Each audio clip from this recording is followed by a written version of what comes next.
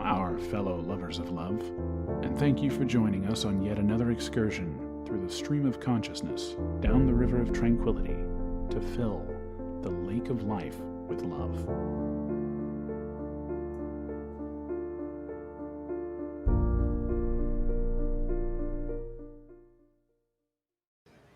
And good evening, everybody. Thank you for joining us tonight.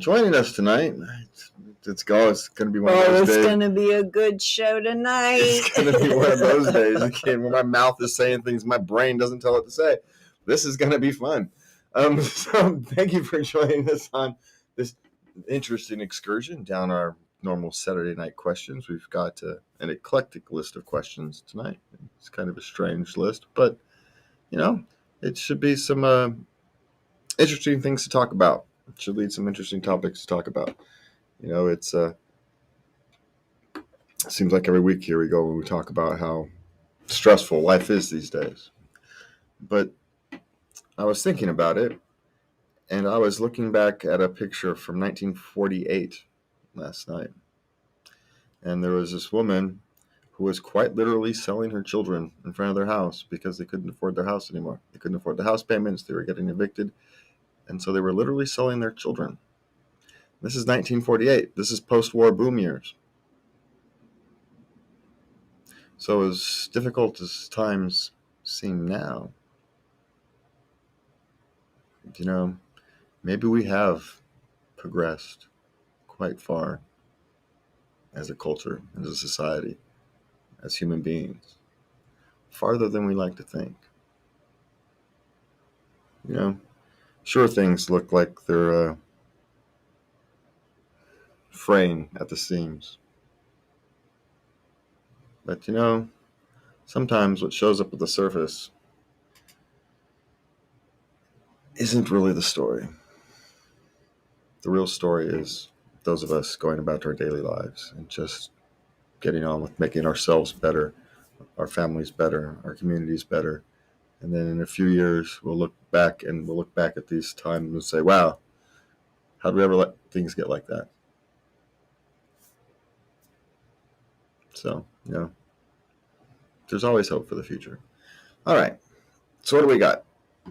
Let's just jump right in and start. Oh, but before we start, if you ever want to send us a question you have answered, you can send it at love@latenightLove.us. You can always send Lubby a dear love letter at love@latenightLove.us.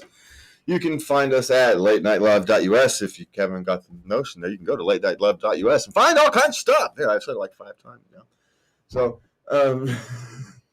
one of these days, I'll get all that stuff moved over to the new website and we'll get some stuff updated. But for now, it's show notes.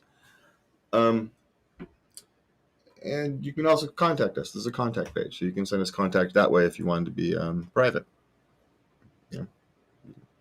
Everything wants to be anonymous. Now, we always keep you anonymous here. We don't tell anybody who, we don't discuss it. We keep everybody's questions and comments anonymous because yes, we do. We're not here to cause harm. That is the last thing we want to do. Okay, so. Okay, we're going to dive right in. My period is 10 days late, but I haven't had any pregnancy symptoms. I can't afford a test, so I've done at home ones, and most of them have come back negative. Am I pregnant? Get thee to Planned Parenthood. If you can afford some at-home tests, you can afford Planned Parenthood pregnancy tests. They're very affordable. Yeah, and it's not even necessarily Planned Parenthood. There's lots of these clinics and stuff, not even necessarily Planned Parenthood. There's lots of them that can get you free or reduced cost pregnancy tests. They're all over the place. So that's not an excuse. And yes, if you can afford to buy a handful of, unless you're getting them at the dollar store. And if you're getting them at the dollar store, they're not reliable. So, they're better than nothing, I suppose.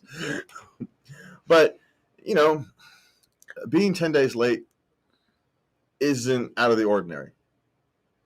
Lots of things can cause that. Stress, diet changes, the recent vaccination has caused some of that issues to be late.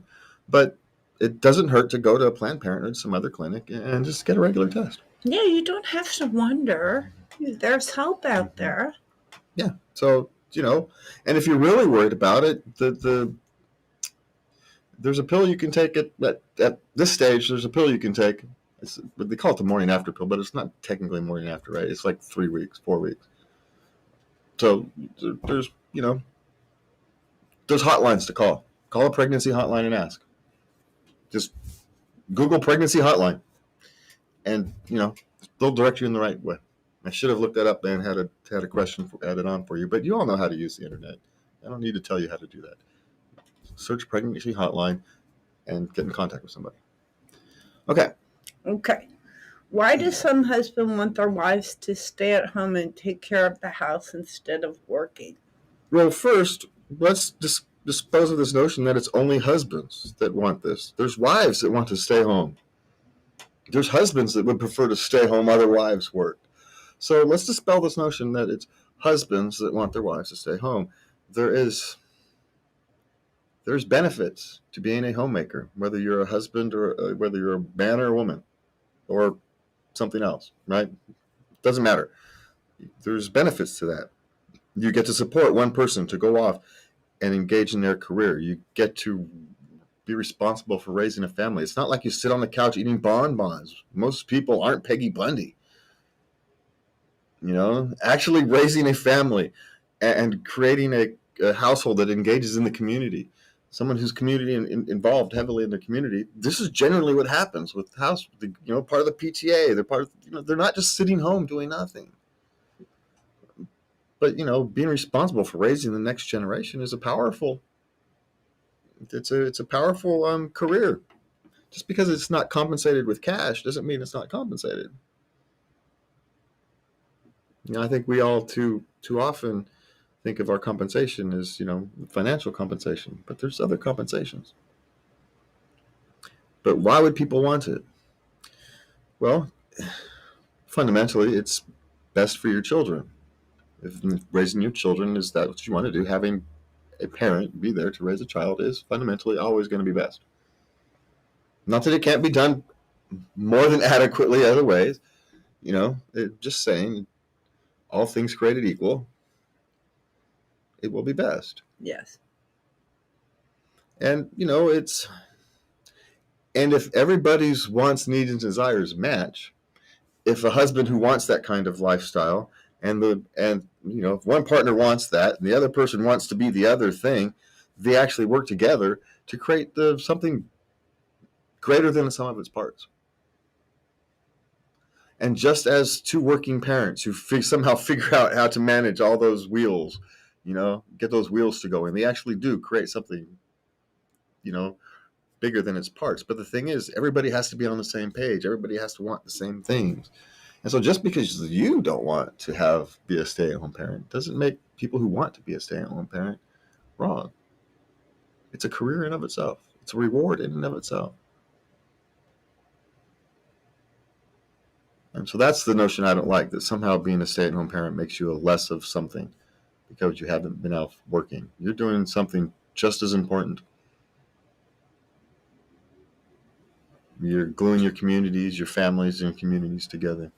You're helping your loved one achieve what they want to achieve in their life. And by the way, you're also achieving what you want to achieve in your life because that's what you want to do in your life. So leave people be would be my question on these things. Just because you don't want that, which is fine. No judgment. You go search, you do you. Let other people do them, and nobody else should be judging. Because life is hard enough. Cheer people on. If they're living the lives, they're figuring it out, and they're living the lives that they want, cheer them on. Just cheer them on. Okay.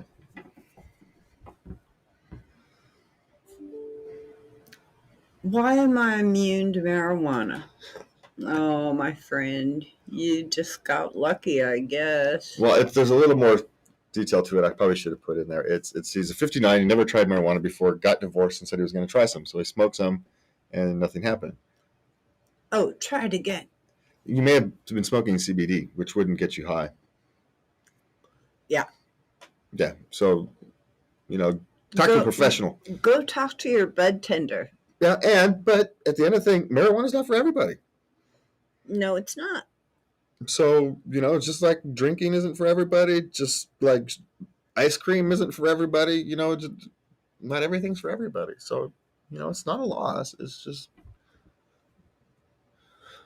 one of those things. Waited till they were 59. Oh my gosh. Yeah, well, it's perfectly reasonable considering the last 60 years of the anti-drug propaganda and all that. And fair enough.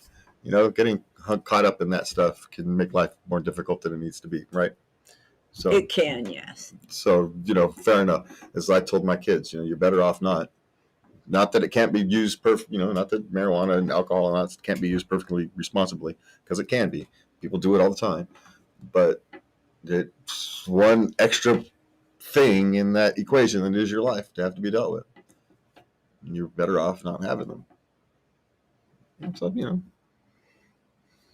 everybody will make their own choices, but as long as they go in with eyes open. And you're 59, so at this stage, CBD. Now, if you're going in it to get high, CBD, the joint, but there's other benefits.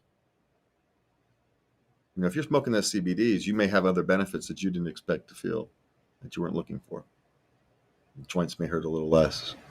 Maybe you're a little less anxious. Some of those things that CBD can do for some people. So, if you're looking for recreation, get a heavy sativa, get a heavy indica, try them on different days and see which one you prefer. And don't try it by yourself. Hang out with a buddy. That would be my... Yeah, have fun. And for the love of God, don't start with edibles. Okay. Dude, that's heavy hitter. Don't start with edibles. Okay, what's next? My 14-year-old son won't go to school. What do I do? What? You have to actually figure out why. Because, if he's smart and just completely uninterested, which is, I pulled this one off of, was it Reddit or Quora? Anyway. And so there was a bit more explanation. And he said he's smart, but of course every parent thinks their kid's smart. He's just completely uninterested and just doesn't want to go to school. Well, then what's the problem? Why is school his torment instead of his place of respite? I mean, you can punish him all you want until he goes, but he's not going to change his attitude towards school. Even if you can get him to go to school at that point, even if you just kind of find some way to force him to go to school, you're not going to force him to learn.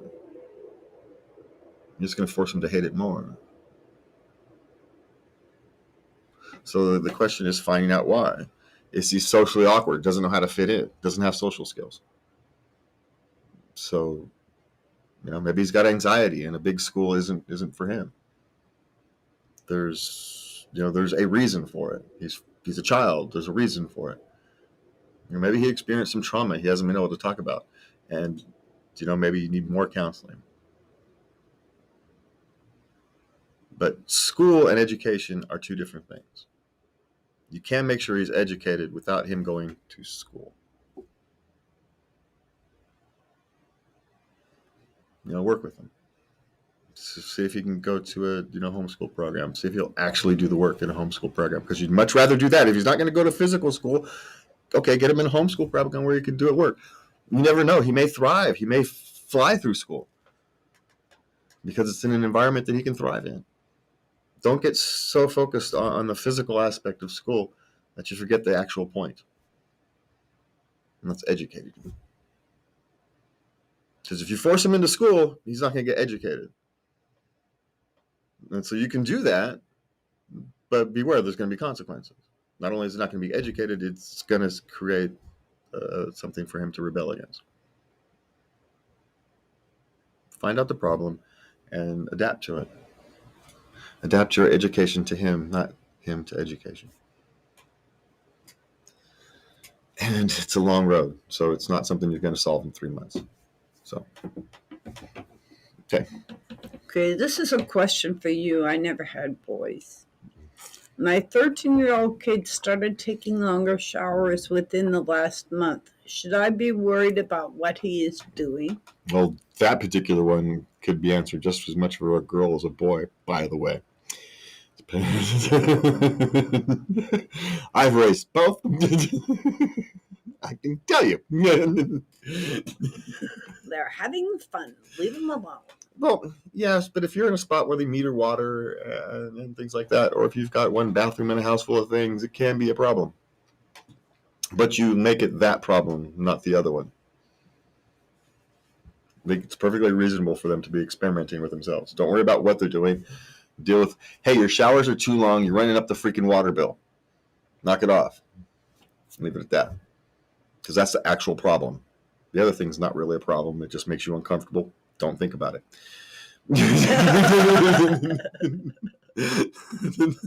That's my suggestion. It's perfectly normal. Just don't think about it, but, deal with the actual problem. And if you have to deal with that, and sometimes you do, if they give you some pushback as they're kind of trying to make an excuse as to why, you may have to broach the subject and say there's other things you can do. You don't have to do it in the shower. You have a bedroom. There's these things called Kleenexes. It's, you don't have to, discretion and all but and complete secrecy are not necessarily the same thing. You can have a discussion about discretion and trying to be kind of goofily secret because you're not hiding anything. Everybody's knowing anyway. You're actually being patently obvious, so stop it. You could have that and embarrass them out of it. I mean, there is that thing. But I try the first one. If it's something you actually have to broach, then you broach it. But make it about the water. Okay. My toxic mother-in-law planned a family vacation and invited everyone but me, even our newborn. My husband insists that I go even though I wasn't invited. What would you do? I'm a lady. I don't go where I wasn't invited. Well, I don't go where my whole family's not invited, so we wouldn't be going. That's what would happen. Oh, hon. Well, that's just what would happen. So, but it's.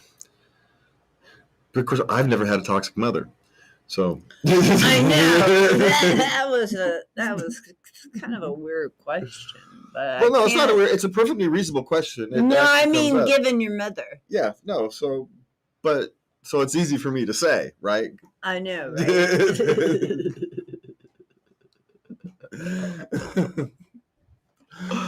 So, but it's a difficult thing. It puts your husband's in a difficult spot. You have to choose between his mother and his spouse, but at some time he has to put his mother in her place. But that's up to him. He'll do it at some point. But what do you do? Nothing, because your husband's not going to want to take the newborn. So if your husband wants to go, he can go. If I was in her shoes, he's not going to want to take a newborn with him. So you can, in a sense, you can force him to do the right thing without forcing him to do the right thing. Hey man, sometimes men have to be slapped upside the back of the head without being slapped upside the back of the head. It's just time to choose. Yeah. It's going to be a very delicate conversation. Oh, there's not going to be anything delicate about that conversation. Him with his mother. There will not be a delicate thing about that conversation. But it's going to have to be had.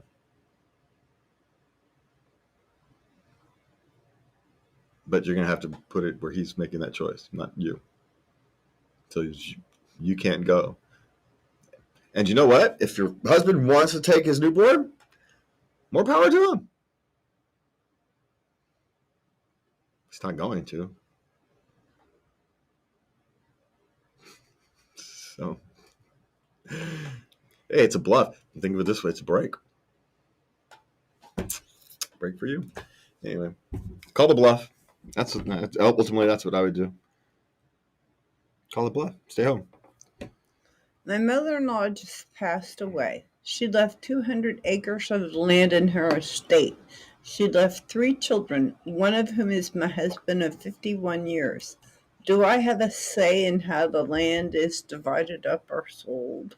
No, that's an easy question. That's an easy one. No, it has nothing to do with you. It wasn't your mother. No, once it becomes your husband's, then it's part of your estate. Yes, but until that point, it's between him and his siblings.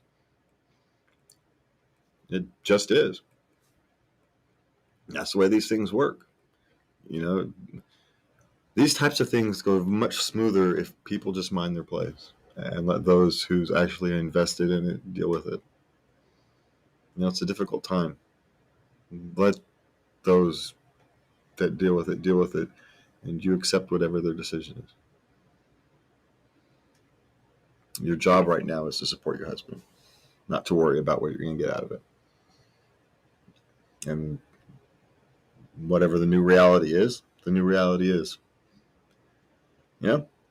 Yes. So that's an easy one. The next. That was a fast one.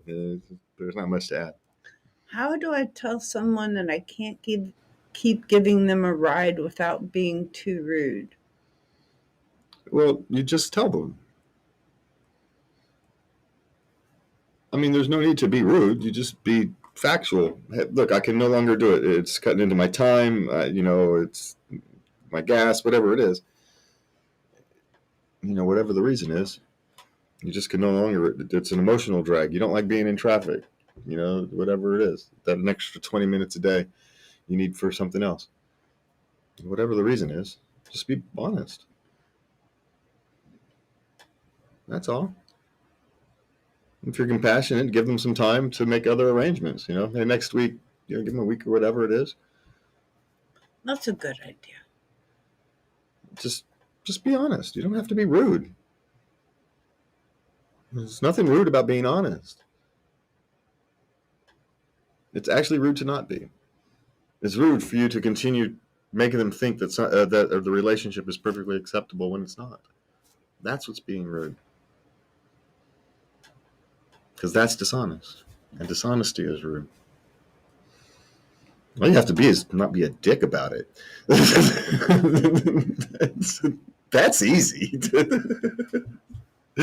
So just be honest. Treat them like you would like to be in that situation. Right? The golden rule works very well in these situations. Okay. Here's a short one, too. My friend is accused of a crime. The police want to interview me, but they say I don't need an attorney. What should I do? Well, my grandfather, rest his soul, was a prosecuting federal attorney. And what he told the family is, they are not your friends. Never say anything without a lawyer present.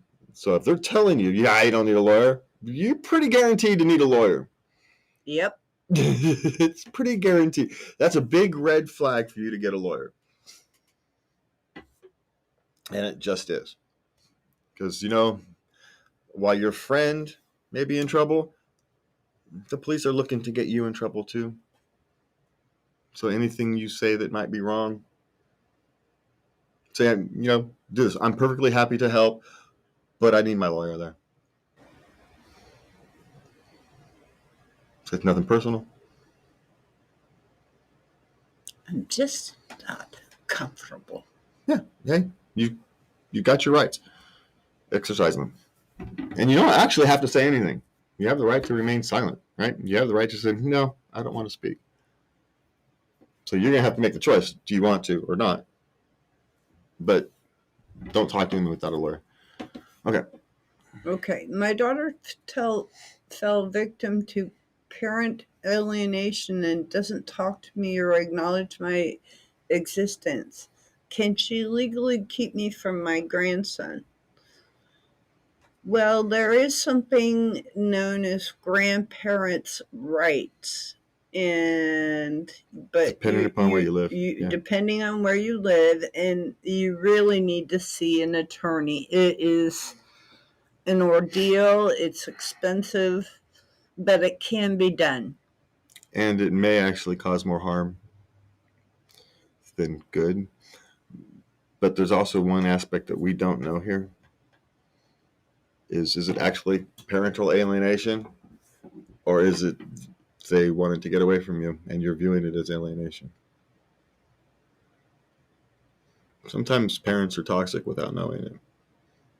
Now, alienation does happen all the time, so I'm not discounting that.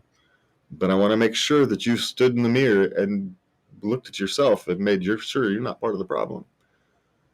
Because this is a long, expensive, damaging path. Whatever shred of a chance of having a relationship with your daughter, or is going to be gone. You're trying to rescue a relationship with your grandchild, and I understand that. But whatever shred of a hope of a relationship with their parent is going to be gone. And so be prepared for that. And you damn well better be sure it's not you is the problem. That's all I'm saying.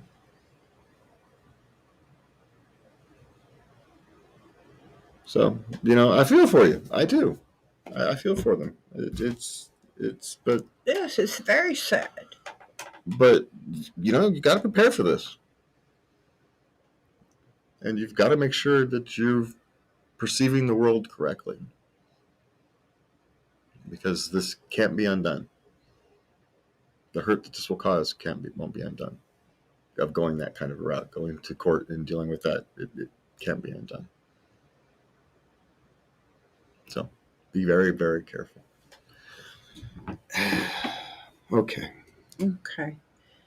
Is it better to quit or be fired? I went to resign as the job isn't a good fit and I'm not performing well. My manager said, wait to be fired as she's trying to get me a severance package. Would getting fired ruin my career? No. No one cares anymore as long as you can explain it. It doesn't really matter. No, look, it's a good fit. You're going to resign. You're going to fire. It doesn't matter. No one cares as long as you can explain why you left. Now, there may be other reasons to wait for them to fire you. To lay you off kind of thing. Unemployment benefits type thing. So you may want to look into that. That's that kind of question. So, and it just seems strange that your boss is trying to get you a severance package. But maybe your boss knows something is coming down the pike. Layoffs are coming. And so, wait, don't resign because layoffs are coming in a freaking month. We just can't tell you yet. You're going to get a severance package. Don't resign. So it may be that. So this may be a problem that's solving itself for you. So, you may want to consider that. So she may be actually protecting you, telling you to hold off on the resignation. She just can't tell you that layoffs are coming yet. So you may want to wait. Put your head down, do the best you can for get your resume sorted up and start looking while you're still working. Can't hurt. But from the long-term perspective, it's better to be It's better to be laid off than fired or resign, right? It's always better to be laid off. So if that's what's coming, then you wait. But be fired or resigned doesn't matter because your explanation is the same. In this particular case, the culture wasn't a right fit. The jobs weren't a right fit. So I wasn't performing well, and we needed to change. Any boss would understand that, right? And if the job is the stuff is the right fit, you're going to be hired because you're honest with them, right? The honesty goes a long way. So it's not whether you're fired, it's can you explain it, the cause, can you deal with the reasons? So you're fine. Okay. If my dad pays child support and mom has custody, and am I legally allowed to move in with my dad at 17? My mother refuses to let me go, but my dad says it's okay. You're going to have to go to court. And they will take what you want heavily into consideration. Yeah, they will. At 17, the judge will, I'm not going to say give you allow you to make the complete decision, because there may be other reasons that you can't make that decision. But if there's all things being equal, the judge will side with you. Yes. That's this literal job. Yes. So you may have to have a conversation with your mom. Look, Mom, I really want to do this. Don't make me go to court. And and you may find out what the real reason is, because she may have a good reason, right? There may be a good reason that you don't know, and she just hasn't wanted to tell you. But you're 17. It's time. If that's the case, it's time for you to know. Or maybe it's something else. I'm not going to go on to the guessing game of what it could theoretically be, because it's a laundry list, but it could be all kinds of various things, right? Yes. So don't know, but it could be something as simple as she's afraid of giving up the child support payments. She's risk losing a source of income, and that's scary. It's understandable.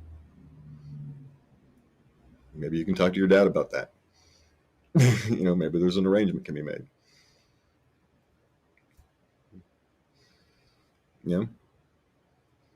But you're going to have the conversation to find out. So, anyway, let's go. I don't want children at my wedding. Should this be printed on the invitation? Well, if you don't want children at the wedding, you damn well better print it on the invitation. I've seen it done. Yeah, I mean, now whether that's the right choice or not is, personal interpretation and all that. But I've seen it done before. But you have to, otherwise otherwise people aren't gonna know your wishes. They're not gonna. And what are you gonna call all of them and tell them personally? Just put it on the invitation so it's clear. Now, I get the wanting the day perfect, and children can sometimes make days imperfect. But I want everybody to remember something. The beauty in the world is in its imperfections. Some of the most delightful weddings I've seen have been the faux pas of flower girls walking down the aisles. They're just adorable. So, your day doesn't have to be perfect. It just has to be beautiful. So, My sister scooped a scoop out of a wedding cake one time, right in front. Whoop! See, memorable experiences. They give you something to remember. What is there to remember if everything goes perfect? There's no laughs. There's no memories. So, but yes, if you don't want children at your wedding, you damn well better put it on the invitations. There's the answer. Okay. How would you receive the news that a son you've lived with for 10 years isn't yours after a paternity test? I don't think, for me, that my relationship with my son would change. The relationship with his mother would never be the same, but the relationship with my son would never change. How could it at that stage? You can't unlearn those emotional attachments. They're just there. But, it would make the ground that you have been used to standing on completely different. And so it's impossible to know exactly how you would react. It's just not possible to know. But what you hope is that you don't let that chaos, you don't take that chaos out on the child, because it's not his fault. Frankly, you shouldn't take the chaos out on anybody, but you can be damn sure that the child doesn't pay the price for somebody else's lies. Don't know what else to call it. Yeah, it's a lie. So, now what to do with putting your family back together or not, or whatever. that's a different question. And what to do with your son and his now more complicated life, that's a difficult question. But, he's still your son. You've raised him for 10 years. You're not going to be able to turn your back on him, are you? Of course not. He's still going to be your son. Okay, last one. What do I say instead of I got fired? You say you got fired. And you tell them what happened. And if it was something that, one, you don't have to tell them everything. But, if you only work someplace for 3 months and you got fired, just leave it off. Don't put it on. You don't have to put it there. But honesty and what you learn from experiences is what people want to hear. The fact that you get fired, people get fired all the time. Things happen. Cultures are wrong. Fits are wrong. Shifts are wrong. Whatever it is. There's all kinds of reasons that jobs and people don't fit. And so it's not getting fired that's the problem. It's the not learning from it that's the problem. It's the not being honest about it, not being able to explain it properly is the problem. And so we're all so worried about what these labels make us. If you're fired, does it make you a failure and no everybody else is going to hire you? Are you not going to school? That means people aren't going to think you're educated. Whatever it is, our wedding won't be perfect. But that's not what's important. It's not what's important in your life, so it's not really what's important in other people's life. What's important is the ability to trust.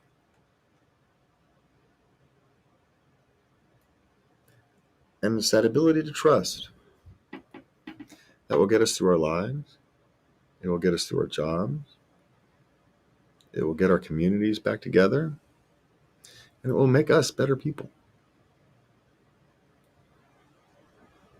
So as we try to navigate our lives, navigate society, let's remember one thing. That it all starts with the person in the mirror being honest with ourselves.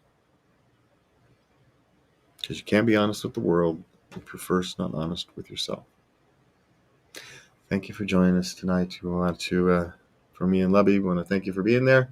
You can always find us on your favorite social media platform. Please like, subscribe, do all that great stuff. You can send Lubby a dear love letter at love@latenightLove.us. You can find us at latenightLove.us and click the contact button. And please remember, from me and Lubby, to love everybody. Good night.